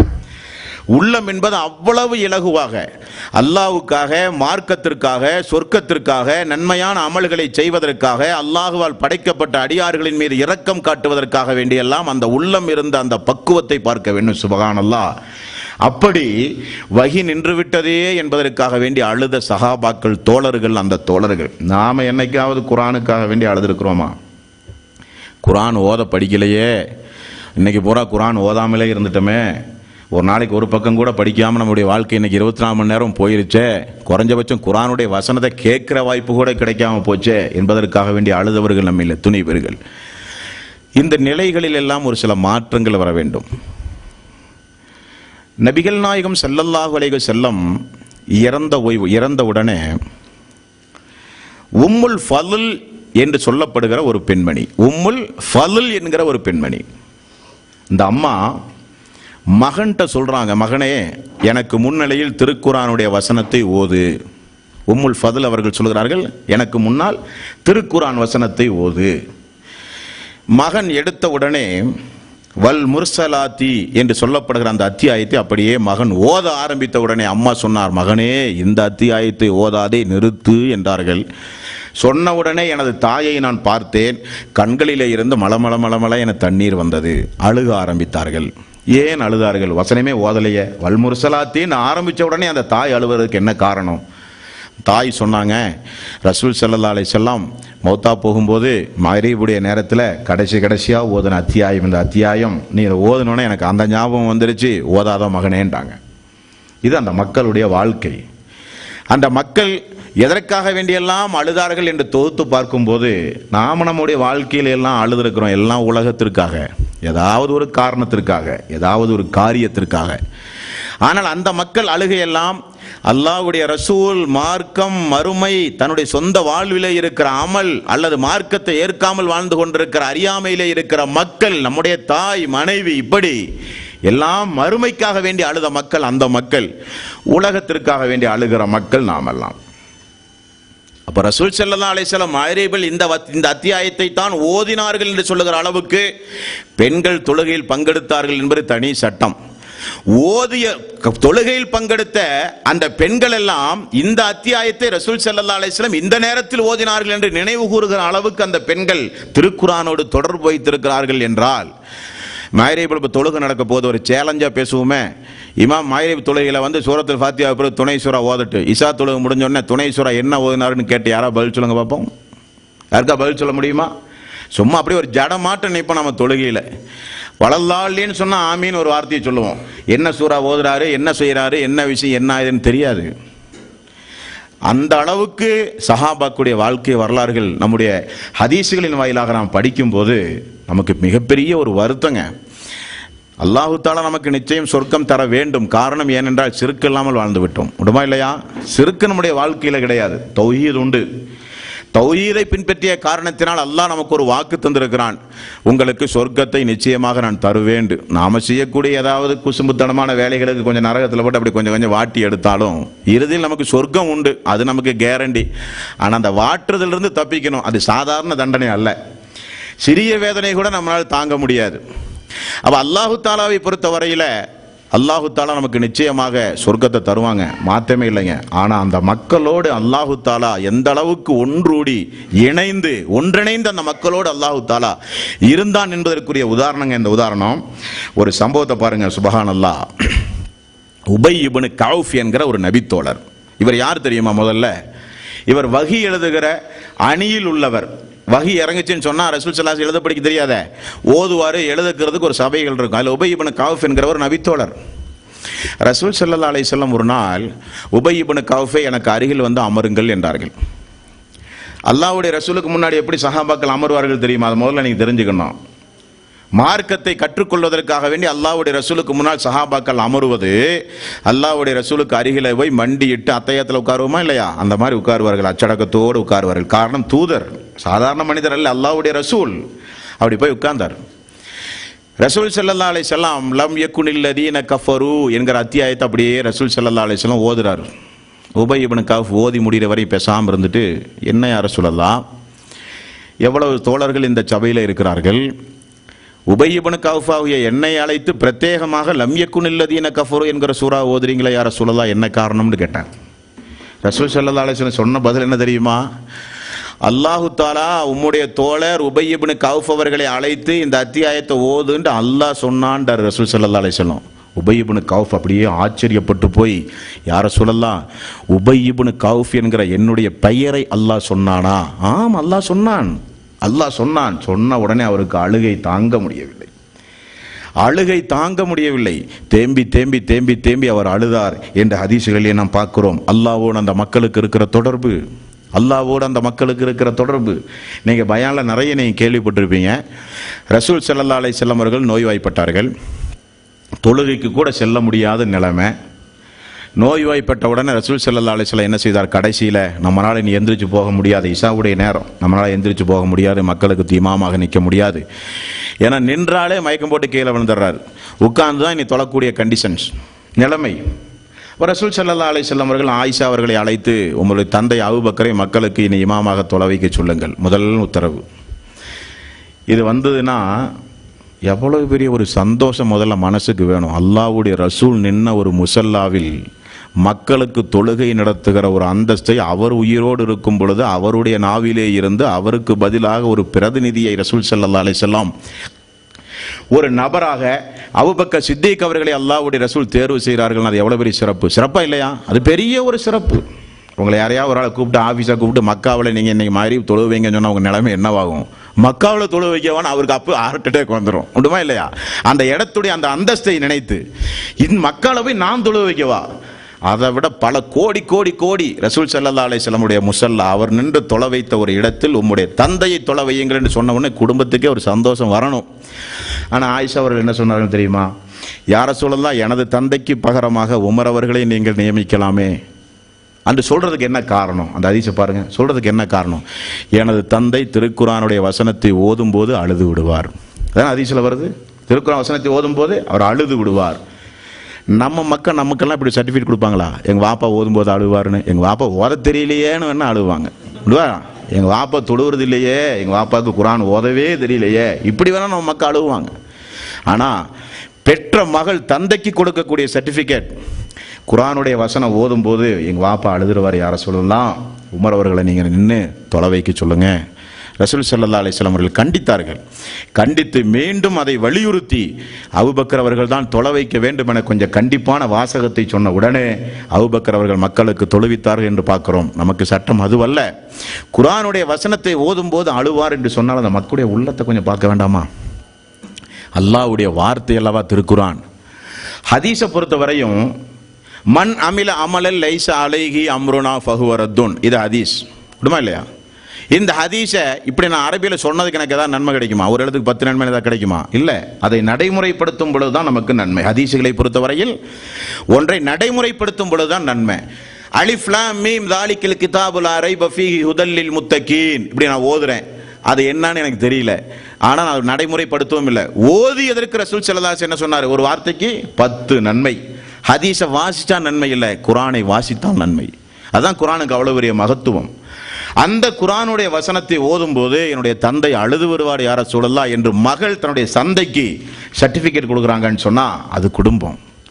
குர்ஆனோடு தன்னுடைய வாழ்க்கையை அர்ப்பணித்த குடும்பம், குர்ஆனுக்காக வேண்டியே ஏங்கி ஏங்கி அழுத குடும்பம், வஹி நின்று விட்டதே என நினைத்து நினைத்து அழுத குடும்பம் அந்த குடும்பம். குர்ஆன் தமிழ்ல வரலையேன்னு ஒரு கட்டத்தில் நம்ம எல்லாம் ஏங்கி அழுதோம். தமிழ்ல வந்ததுக்கு அப்புறம் திரும்பியே பார்க்கறதுல நாமெல்லாம் விடுமா இல்லையா? நம்முடைய தந்தை, எனது தந்தை, உங்களுடைய தந்தை, உங்களுடைய முன்னோர்கள் எல்லாம் குர்ஆனை அவங்க பேசுகிற மொழியில் பார்க்காமலே மௌத்தா போயிட்டாங்க, உண்டுமா? ஆனால் அல்லாஹ் தஆலா நமக்கு எனக்கு ஒரு வாய்ப்பு தந்திருக்கானா இல்லையா? பேசக்கூடிய மொழியில் சுப்ஹான் அல்லாஹ் புகாரி 7 பாகம், பேசக்கூடிய மொழியில் முஸ்லிம் 4 பாகம், பேசக்கூடிய மொழியில் திருமதி நம்முடைய ஜமாத்தின் சார்பாக 28 பாகத்தை நாம் வெளியிட்டிருக்கோம். யாருக்காவது தெரியுமா? அது தமிழ்நாட்டில் 28 பாகம், சிறுக சிறுக 10 ரூபாய் மேல 28 பாகத்தை முதலில் திருமதியில் வெளியிட்டது நம்முடைய ஜமாத். அதை பைண்டிங் பண்ணி வச்சாலே நிறைய சட்டங்களை நீங்க படிச்சிடலாம். திருமதி இன்றைக்கு முக்கா திட்டம் 80, 85%, 90% என்று சொல்லுவேன் நான். அந்த அளவுக்கு திருமதி வெளிவந்து விட்டது. நசை ஒரு பாகம் வெளிவந்து விட்டது. இப்னு கஸீர் குர்ஆனுக்கு 16 அத்தியாயத்திற்கு இன்றைக்கு தஃப்சீர் வெளிவந்து விட்டது. அகமது, நான் ஆரம்பத்தில் சொன்னதை போல 1603 ஹதீஸ் அகமது இன்றைக்கு தமிழிலே வெளிவந்து விட்டது. இது இருந்தாலே ஏகதேசம் மார்க்க கல்வியை படிப்பதற்கு போதுமான ஒரு இஸ்லாமிய கலை களஞ்சியம் என்று சொல்லலாம். இஸ்லாமிய நூல்கள் வீடுகளுக்கு வந்து சேர்ந்துடும். அதை வாங்கவோ படிக்கவோ நினைச்சு பார்க்கவோ நமக்கு நேரம் இல்லைங்க. ஆனால் நம்முடைய வாழ்வில் மாற்றம் வேண்டும். மார்க்கத்தை பிற மக்களுக்கு எடுத்துச் சொல்கிற முழு உரிமையும் தகுதியும் யாருக்கு தெரியுமா? தௌஹீத்வாதிகளுக்கு தான் முதல்ல உண்டு. ஏன்னா மார்க்கத்தை தூய்மையாக படித்தவர்கள் நாம் எல்லாம். மார்க்கத்தை இணை வைத்தல் இல்லாமல் அல்லாஹுவை புரிந்தோம். பித்யத்துகள், அனாச்சாரங்கள், மூட பழக்க வழக்கங்கள் இல்லாமல் அல்லாஹ்வுடைய ரசூலுடைய வாழ்க்கை வரலாறு புரிஞ்சு உண்டுமா இல்லையா? எல்லாம் புரிஞ்சு வச்சிருக்கிறோம். ஆனால் யாருக்கு நம்ம சொல்ல மாட்டோம்னு சொன்னா நியாயமா? மேற்கொண்டு அதை படிக்க என்னுடைய அறிவை நான் வளர்த்துக்கொள்ள எந்த முயற்சியும் எடுக்க மாட்டேன் என்று சொன்னால் நியாயமா? அல்ல. நம்முடைய வாழ்வில் மாற்றங்கள் வேண்டும். ஆக சஹாபாக்களுடைய வாழ்க்கை வரலாறுகளை நாம் படிக்கும்போது அவர்களெல்லாம் அழுதான், அவர்கள் தங்களுடைய கண்களிலே இருந்து கண்ணீரை எதற்கெல்லாம் சிந்தி இருக்கிறார்கள் என்று பார்க்கும்போது தங்களுடைய மனைவி மக்களை காட்டிலும் சமுதாயத்திற்காக, மார்க்கத்திற்காக, மறுமைக்காக, சொர்க்கத்திற்காக, அல்லாஹ்வுடைய ரசூலுக்காக, அல்லாஹ்வுடைய வேதத்திற்காக கண்ணீர் சிந்திய மக்கள் அந்த மக்கள். நபிகள் நாயகம் ஸல்லல்லாஹு அலைஹி வஸல்லம் அவர்களுக்கு திருக்குர்ஆன் அருளப்பட்டது. அருளப்பட்டதா இல்லையா? அருளப்பட்டது. ரசூல் ஸல்லல்லாஹு அலைஹி வஸல்லம் அவர்கள்ட்ட ஒரு பழக்கம் இருக்கு பாருங்க. என்ன பழக்கம் தெரியுமா? பிறர் ஓத சொல்லி ரசூல்லா உட்கார்ந்து அப்படியே கேட்பார். இது அல்லாஹ்வுடைய ரசூலுக்கு ஒரு பழக்கமாக இருந்தது. ஒரு நாள் இப்னு மஸ்ஊத் ரலியல்லாஹு அன்ஹு அவர்களை ரசூல் ஸல்லல்லாஹு அலைஹி வஸல்லம் அவர்கள் அழைத்து, இப்னு மஸ்ஊதே, திருக்குரானை எனக்கு முன்னால் ஓதி காட்டியுங்கள், ஓதுங்கள் என்று சொன்னார். இப்னு மஸ்ஊத் ரலியல்லாஹு அன்ஹு அவர்கள் சொன்னார்கள், யா ரசூலல்லாஹ், உங்களுக்கே திருக்குரான் இறங்கி இருக்கும் பொழுது உங்களுக்கு முன்னால் நான் ஓதி காட்டவா என்றார்கள். அல்லாஹ்வுடைய ரசூலை பொறுத்த வரையில நம்முடைய தலைவர் முகமது நபி நமக்கு ரசூல் முகமது முகமது முகமது என்கிற வார்த்தையை கேட்டு கேட்டு கேட்டு கேட்டு கேட்டு நம்முடைய உள்ளத்தில் கொஞ்சம் வீரியம் கம்மியாக போயிருக்கலாம், அல்லாஹ் காப்பாற்றணும். ஆனால் அந்த மக்கள் அல்லாஹ்வுடைய ரசூலை எப்படி பார்த்தாங்க தெரியுமா? உயிரை காட்டிலும் ரசூல் ஸல்லல்லாஹு அலைஹி வஸல்லம் அவர்கள் நேசிச்சாங்க அந்த மக்கள். அந்த அல்லாஹ்வுடைய ரசூல், இப்போ நம்ம கூட இந்த குன்னூரில் ஒரு நபி இருக்கிறாரு, நம்மெல்லாம் உயிரை விட மேலே அவரை நேசிக்கிறோன்னு சொன்னால் அவர் அழுதால் நம்மளால் தாங்க முடியுமாங்க? முடியாது. அவர் அழுதால் நம்மெல்லாம் ஒரு ஆச்சரியத்தோடு பார்ப்போம். ஏன் அல்லாஹ்வுடைய ரசூலுமா அழுவார்கள்? இப்படி அந்த மக்கள் கேட்டார்கள் ஒரு கட்டத்தில். நீங்களுமா யா ரசூலுல்லாஹ் அழுவீர்கள் என்று கேட்டார்கள். அப்படி ரசூல் ஸல்லல்லாஹு அலைஹி வஸல்லம் அவர்கள் அழுதார்கள். எதற்காக? தனக்கு 10க்கும் மேற்பட்ட மனைவி இருக்குது, குடும்பம் நடத்துறதுக்கு என்ன வழின்னு நினைச்ச அல்லாஹ்வுடைய ரசூல் அழுத ஒரு சம்பவத்தை கூட நீங்க பார்க்க முடியாது. அதெல்லாம் அல்லாஹ் பார்த்துக்குவான். தன்னுடைய மக்களுடைய எதிர்காலம் என்ன ஆவது அதை நினைச்ச ரசூல் ஸல்லல்லாஹு அலைஹி வஸல்லம் அழல. இருப்பதற்கு வீடு இல்லையே, நின்று தொழுதால் தலையெல்லாம் வெளியே தெரிகிறதே, சுஜூதுக்கு போனால் குறுக்கிலே மனிதர்கள் படுத்தால், மனைவிமார்கள் படுத்தால் தலையை கொண்டு போய் காலிலே சுஜூது செய்யும் போது சுஜூது செய்கிற இடத்தில் குறுக்கே படுக்கிற மனிதருடைய கால் பட்டு விடுகிற அளவுக்கு வீடு குறுகலாக இருக்கிறதே, வசதி வாய்ப்பை பெருக்க என்ன வழி? அல்லாஹ்வுடைய ரசூல் அதுக்கெல்லாம் அழுவலைங்க. இப்னு மஸ்ஊத் ஓத சொன்னார் ரசூல் ஸல்லல்லாஹு அலைஹி வஸல்லம். இப்னு மஸ்ஊத் ஓத ஆரம்பித்தார். சூரத்து நிசா 4வது அத்தியாயத்தை ஓத ஆரம்பித்தார். இப்னு மஸ்ஊத் ஓத ஆரம்பித்த உடனே ஒரு கட்டம் வரும் பொழுது ரசூலுல்லாஹி ஸல்லல்லாஹு அலைஹி வஸல்லம், இப்னு மஸ்ஊதை ஓதுவதை நிறுத்துங்கள் என்று சொன்னாராம். நான் அல்லாஹ்வுடைய ரசூல் சொன்ன உடனே நான் நிறுத்திவிட்டு அல்லாஹ்வுடைய ரசூலை அப்படியே தலையை உயர்த்தி பார்த்தால் மல மல மல மல என ரசூல் ஸல்லல்லாஹு அலைஹி வஸல்லம் அழுதார்கள். ஏன் அழுதார்கள்? என்ன காரணம்? அந்த 4வது அத்தியாயத்தினுடைய 41வது வசனத்தில் ஒரு வாசகம் வருகிறது. ஃபகைஃப இதா ஜினா மின் குல்லி உம்மத்தின் பிஸஹீதின். நபியே, ஒவ்வொரு கூட்டத்தினரையும் அவரவர்களுடைய சாட்சியங்களோடு நாம் மறுமையில் கொண்டு வரும் பொழுது இவர்களுக்கு சாட்சியாக உம்மை நாம் கொண்டு வந்தால் எப்படி இருக்கும் என்கிற வசனம் வந்த உடனே நம்ம அல்லாஹு தாலா மறுமை நாளில் சாட்சியாக நிறுத்த போறான இந்த சமுதாயத்திற்காக வேண்டி அழுக ஆரம்பித்தார்கள் ரசூல் ஸல்லல்லாஹு அலைஹி வஸல்லம். அப்போ குர்ஆனுடைய வசனங்களை கேட்டு யாருக்கு குர்ஆனுடைய வசனம் இறங்கியதோ அவராலேயே தாங்க முடியவில்லை. அவரை குறித்து சொல்லும்போது, மறுமையை குறித்து சொல்லும்போது, நரகத்தை குறித்து சொல்லும்போது அவராலேயே தாங்க முடியாமல் அழுதிருக்கிறார்கள். அப்படிப்பட்ட ரசூலுல்லாஹி ஸல்லல்லாஹு அலைஹி வஸல்லம் ஓத சொன்ன அந்த இப்னு மஸ்ஊத் யார் தெரியுமா? உமர் அவர்களுடைய ஆட்சி காலத்தில் ஒரு நபித்தோழர் வந்து உமர் அவர்களிடத்திலே சொல்லுகிறார்கள், உமர் அவர்களே, நான் ஒரு மனிதரை பார்த்தேன், ஒரு நபித்தோழரை பார்த்தேன். அவர் திருக்குரானை, தான் மனனம் செய்த திருக்குரானை மக்களுக்கு ஓதுவது மட்டுமல்ல, அவர் கைப்பட எழுதி பிரதி எடுத்துக் கொண்டிருக்கிறார் என்று சொன்ன உடனே உமர் ரலியல்லாஹு அன்ஹு அவர்கள் தன்னுடைய கழுத்து நடம்பு புடைக்கக்கூடிய அளவுக்கு கோபம் கொந்தளிக்க எழுந்து கர்ஜித்தார். யார் அந்த மனிதர் என்று கேட்டார். உடனே அந்த நபித்தோழர் சொன்னார், வேறு யாரும் அல்ல, அவரை மக்கள் இப்னு மஸ்ஊத் என்று சொல்லுகிறார்கள் என்று சொன்ன உடனே உமர் அவர்கள் பயந்து போய் கொஞ்சம் கொஞ்சமாக கோபத்தை தணித்துக் கொண்டு சொன்னார், இப்னு மஸ்ஊதை விட திருக்குரானோடு தொடர்புடைய நன்மக்கள் வேறு யார் இருக்க முடியும் என்று கேட்டார்கள். அவருக்கு முழு உரிமை உண்டு, பிரதி எடுக்க, மக்களுக்கு போதிக்க, மனனம் செய்ய முழு உரிமையும் தகுதியும் அவருக்கு உண்டு என்று சொன்னார்கள். ரசூல் ஸல்லல்லாஹு அலைஹி வஸல்லம் என்னை அழைத்து கொண்டு, ஒரு நபித்தோழர் சொல்லுகிறார், என்னை அழைத்து கொண்டு அல்லாஹ்வுடைய ரசூல் மதீனாவில் அப்படியே வரும்பொழுது இப்னு மஸ்ஊத் திருக்குரானுடைய வசனங்களை ஓதினால் அல்லாஹ்வுடைய ரசூல் அப்படியே நின்று விடுவார். ஓதுவதை கேட்டுக்கொண்டே இருப்பார். ஓதி முடித்தவுடன் இப்னு மஸ்ஊத் அல்லாஹ்விடத்திலே பிரார்த்தனை செய்ய ஆரம்பித்தார். ரசூலுல்லாஹி ஸல்லல்லாஹு அலைஹி வஸல்லம் சொன்னார், இப்னு மஸ்ஊதே, கேளுங்கள் தரப்படும், கேளுங்கள் தரப்படும் என்று சொன்னார்கள். அப்படிப்பட்ட இப்னு மஸ்ஊத் ரலியல்லாஹு அன்ஹு அவர்களை அழைத்து ரசூல் ஸல்லல்லாஹு அலைஹி வஸல்லம் எனக்கு முன்னால் திருக்குரானுடைய வசனங்களை ஓதுங்கள் என்று சொன்ன உடனே இந்த 4வது அத்தியாயத்துடைய 41வது வசனம், இவர்களுக்கு சாட்சியாளராக உம்மை நான் கொண்டு வரும் பொழுது எப்படி இருக்கும் என்று அல்லாஹ் கேட்ட உடனேயே நபிகள் நாயகம் ஸல்லல்லாஹு அலைஹி வஸல்லம் தேம்பி தேம்பி அழுதார்கள் என்று ஹதீசுகளிலே பார்க்கிறோம். என்றால் தோழர்களே, அது வாழ்வு. ஆகவேதான் அந்த சஹாபாக்களுடைய வாழ்க்கை வரலாறுல எந்தெந்த காரியத்திற்காக வேண்டியெல்லாம் அவர்கள் அழுதார்கள், அல்லாஹ்வுடைய ரசூல் எதுக்கெல்லாம் அழுதார்கள் என்று பார்க்கும் போதெல்லாம் பார்த்தா எல்லாம் மறுமை சம்பந்தப்பட்ட விஷயங்க, எல்லாம் இஸ்லாம் சம்பந்தப்பட்ட காரியம். இப்போ பாருங்க, சூரத்துல் பக்ரா 2வது அத்தியாயத்தினுடைய 284வது வசனம் பாருங்க. 2வது அத்தியாயத்தினுடைய 284வது வசனம். இந்த வசனம் இறங்கிய உடனே அழுத நபித்தோழர் யாருங்க? இப்னு உமர் ரலியல்லாஹு அன்ஹு. உமர் அவருடைய மகன் இப்னு உமர் ரலியல்லாஹு அன்ஹு இந்த வசனம் இறங்கணும்னு அழுக ஆரம்பித்தார். அப்படி என்ன அல்லாஹ் தஆலா சொல்லுகிறான்?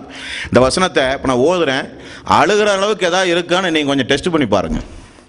லில்லாஹி மாஃபி சமாவாத்தி வ மாஃபில் அர்ல், வானங்களிலும் பூமிகளிலும் உள்ளவை அல்லாஹ்வுக்கே உரியன. வைன் துபுத்து மாஃபி அன்ஃபுசிக்கும் அவ் துஹ்ஃபூஹு யுஹாசிபுக்கும் பிஹில்லாஹ், நீங்கள் உங்களுடைய உள்ளங்களில் இருப்பதை நீங்கள் வெளிப்படுத்தினாலும் மறைத்தாலும் அல்லாஹ் அதை பற்றி விசாரிப்பான். உடைய உள்ளங்களில் உள்ளதை நீங்கள் மறைத்தாலும் சரி வெளிப்படுத்த